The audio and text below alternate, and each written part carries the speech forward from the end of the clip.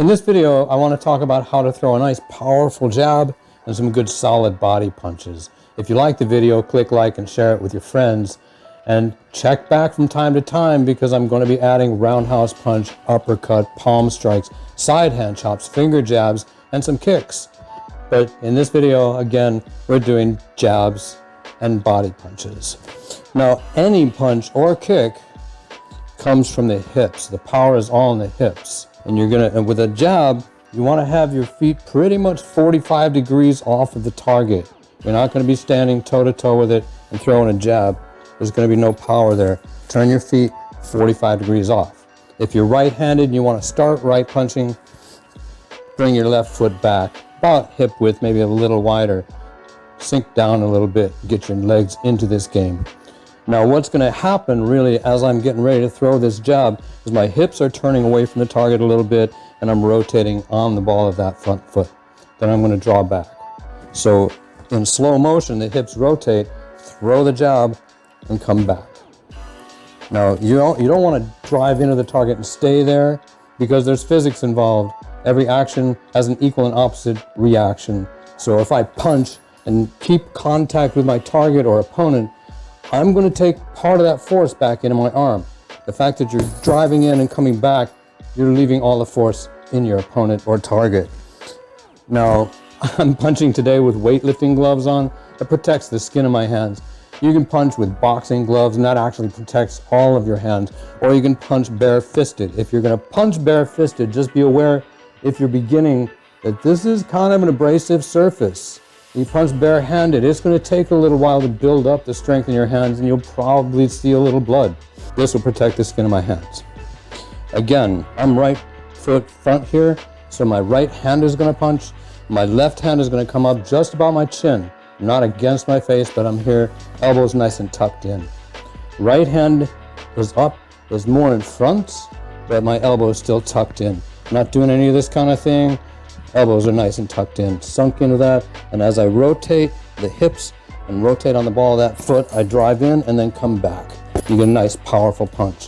And if you're just starting out, you want to gauge before you throw any punches, make sure you can actually contact your opponent. I had a friend of mine a long time ago, there's a physical therapist that talked about he loves those Taibo-like classes because punching air, you get hyperextension injuries. You're going to keep yourself protected if you punch a target with good form. So that is the jab. Just punch and practice and go easy at first so you don't hurt yourself. Make sure you've got good mechanics with your fist and it's coming on a straight line off your arm. You don't want to have any of this, you don't want to have any of that, none of this rotational stuff. Just have a nice straight line so you'll protect and get force driven back. All right, now body punches. You can go ahead and face toe to toe on your opponent or on the bag for this. And again, gauge your distance before you go. Now I'm going to talk about with the jab, there is a little rotation from here to the punch and back. With the body punch, you're actually going to contact with your fist more this way instead of that way. And that works against the physics of the rib cage. Ribs run this way. If you punch this way, there's good strength to protect them from your punch. If you turn your fist this way, that gives one knuckle per rib and you can cause a lot more damage with that. And again, everything's coming from the hips. So I'm toe to toe, I've gauged my distance. Now what's really happening with the hips, and I'm going to exaggerate this motion a little bit so you can see what's going on, is as I'm throwing, I'm going to sink into it and come back up. Sink into it, turn and come back up. Stop. And you really want to think in terms of, I'm not punching this person in the gut because believe it or not, you can take a lot of punches that way. And that person's probably going to stand there and then hit you in the head or something. Go for the rib cage and really try and do some damage.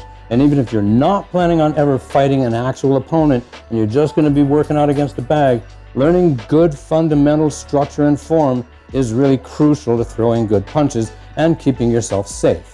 So I hope you've liked this video, and again, if you did, like it, share it with a friend, and check back from time to time to see some other videos. I want to show just how to make a proper fist first of all, and then some close-up details on the different fist positions. You first want to take all four of your fingers, bring them loosely together, and then curl them in against your palm. then wrap your thumb around your 2 fingers. That's going to be a good solid fist, and you're probably going to be punching with these 2 middle knuckles. I've been told you're punching with the first 2 knuckles, but I don't know anybody that does that. You're punching with these 2 knuckles, middle 2, or these 2, whichever one you end up punching with. I'm betting it turns out to be these middle 2 knuckles. Again, fist coming off the wrist and arm in a straight line. None of this kind of stuff. You're just going to hurt yourself. You want a straight line coming off the fist. Now, when we're doing the jab, the punch came from this orientation, twisted to punch in what we call a horizontal punch, and then came back. Body punches actually stayed in what we call a vertical punch because we're working against the mechanics and physics of a rib cage. Ribs run this direction. This kind of a punch coming in against the ribs are actually very good at protecting against that.